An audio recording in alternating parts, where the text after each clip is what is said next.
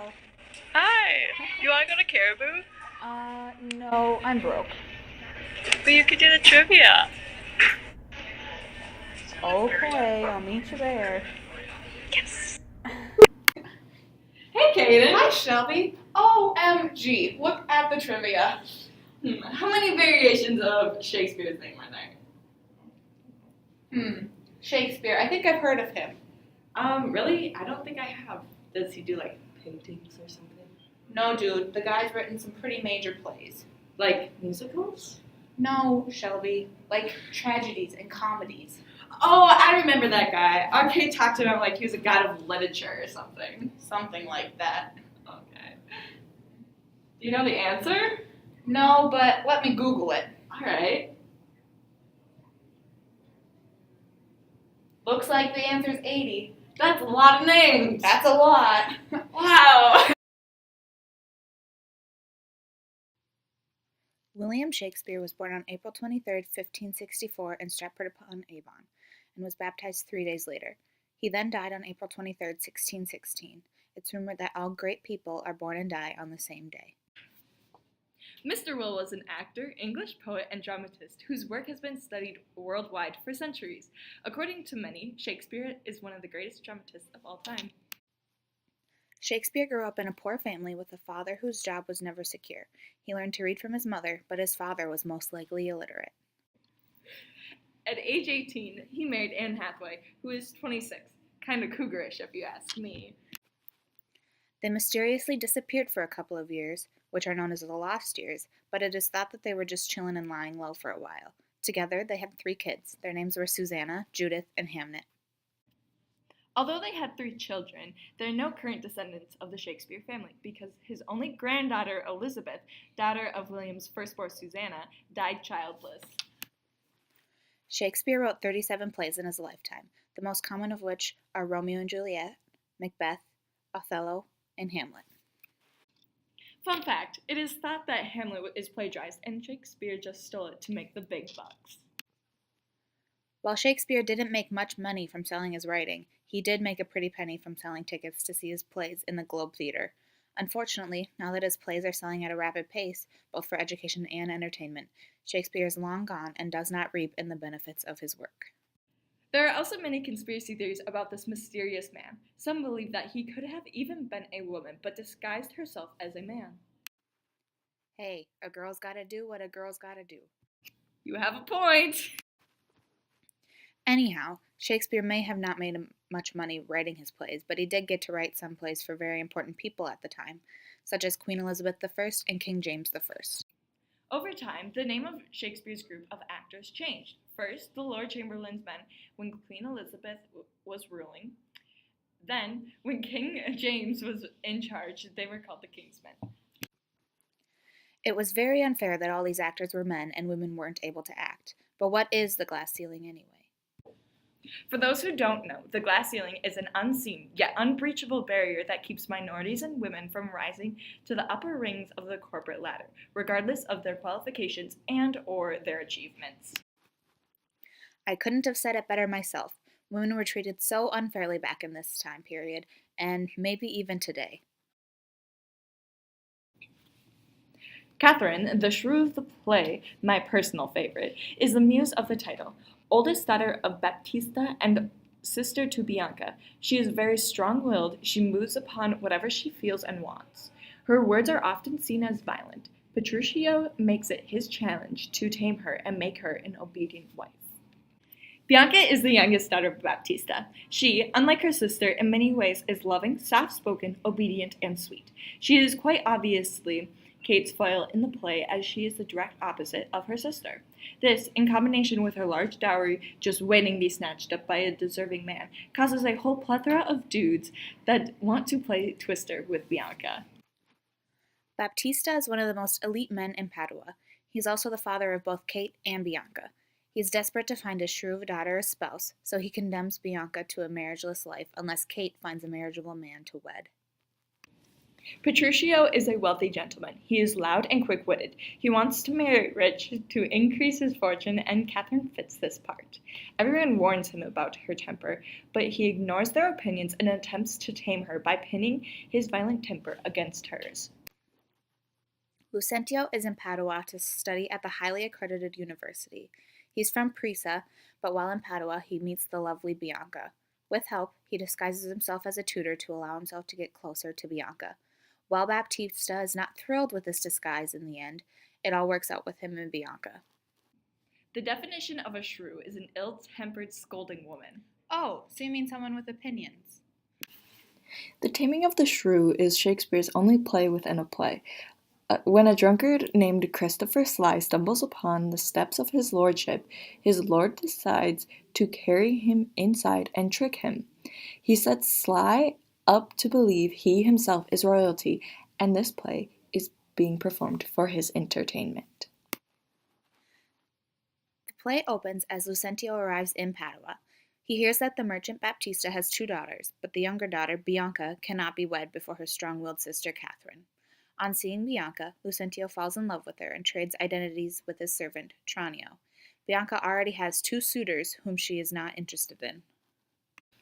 The elderly suitor Gremio hires Lucentio, disguised as a Latin tutor, to woo Bianca on his behalf. Meanwhile, Hortensio, the other suitor pursuing Bianca, disguised himself as a musician to gain access to her. While this is happening, Petruchio, coming from Verona, arrives to visit his friend Hortensio. He learns about Catherine and decides to woo her, aided by Gremio and Hortensio. Baptista is enthusiastic about Petruchio because Catherine is a burden to him and is continually quarreling with her sister and with him. Petruchio will not be put off as he woos Kate and fixes their wedding day. At the church, where Catherine unwillingly awaits him, Petruchio arrives in an absurd outfit, and after the ceremony, he leaves for Verona immediately, with his new wife. When they arrive, Catherine is mistreated by Petruchio and his servants by being denied food and sleep.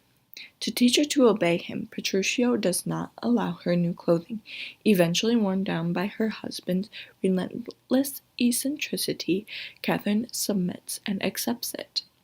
They set off to visit her father in Padua. On that journey, the couple meets Vincentio, Lucentio's wealthy father, who is subjected to a strange conversation as Petruchio tests Catherine's obedience. The 3 reach Padua, where Hortensio, rejected by Bianca, has married a widow, while Vincentio attempts to unravel the complexities of the situation.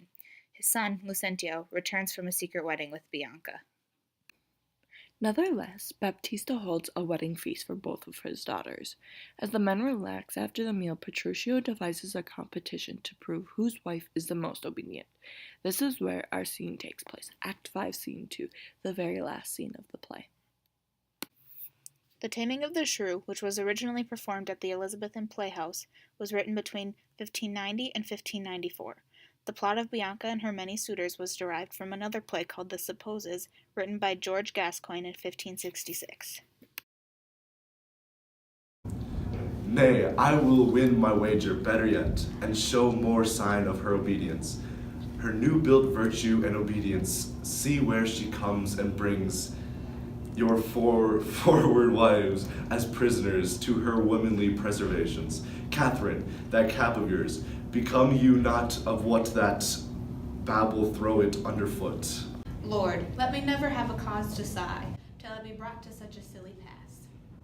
Fie, what a foolish duty you call this. I would your duty were as foolish too, the wisdom of your duty, fair Bianca, that hath cost me 100 crowns since supper time.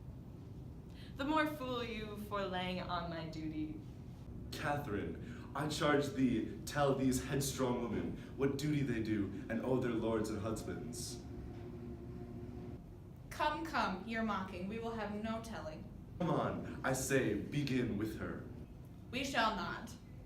I say she shall, and first begin with her.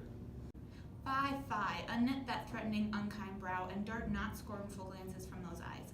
To wound thy king, thy lord, thy governor, it blots thy beauty as frost do bite the meads, confounds thy fame as whirlwinds shake the buds.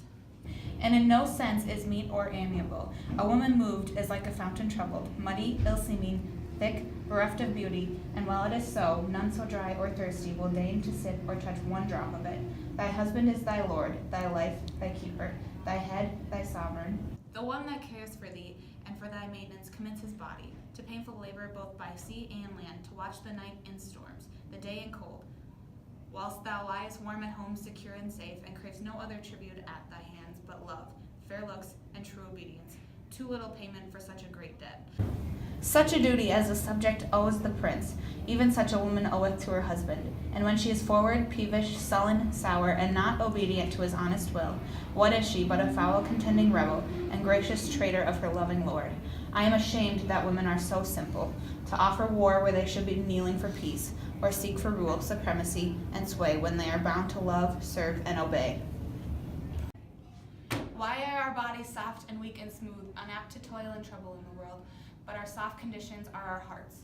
Should well agree with our external parts. Come, come, you forward and unable worms. My mind hath been as big as one of yours. My heart is great. My reason haply more to bandy word for word and frown for frown. But now I see our lances are but straws, our strength as weak, our weaknesses past compare, that seeming to be most which we indeed least are. Then veil your stomachs, for it is no boot, and place your hands below your husband's foot. In token of which duty, if he pleases, my hand is ready. May it do him ease. Why, there's a wench. Come on and kiss me, Kate. Well, go thy ways, old lad, for thou shalt have it. 'Tis a good hearing when children are toward, but a harsh hearing when children are toward. Come, Kate, well to bed. We three are married, but you two are sped. 'Twas I won the wager, though you hit the white, for being winner. God give you a good night. Now go thy ways, thou hast tamed a curse shrew. 'Tis a wonder, by your leave, she will be tamed so. This scene is important because it shows the transformation of Catherine. For a lot of the play, Catherine is opinionated and loud. This is when we see that Catherine is no longer herself and that Petruchio has, in fact, tamed the shrew. One of the many themes of this play was family. There are many father-daughter relationships in this play where the daughters are wanting to just please their fathers.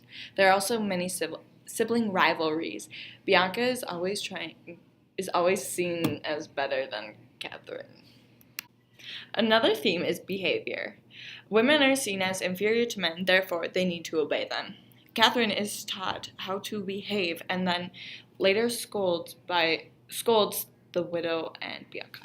In the Taming of the Shrew, there are many alternate views on marriage, finding a spouse that is based on dowry, and women are seen as inferior to the men. We also see a lot of disguise in the play. The suitors disguised themselves as tutors to get to the woman. While they were deceitful in their pursuits, they were pretending to be someone else to gain affection, which was eventually granted. Another theme is change. Catherine goes from a shrew to a well-behaved and obedient wife. Originally, she was opinionated, loud, and independent, but later she turned quiet and turned into an obedient woman. The final theme is gender roles. Petruchio forces Kate into societal norms and gender roles. A good wife is seen as quiet and obedient, which Kate later fits. Another interpretation is that Kate is only acting like an obedient wife to get what she wants, which is really breaking gender roles. Overall, the play was entertaining. While its traditional views are very much different from what we are used to in modern society, we think that Shakespeare did a good job at showing the struggle that some people had to both find someone to marry and to conform to society's gender roles.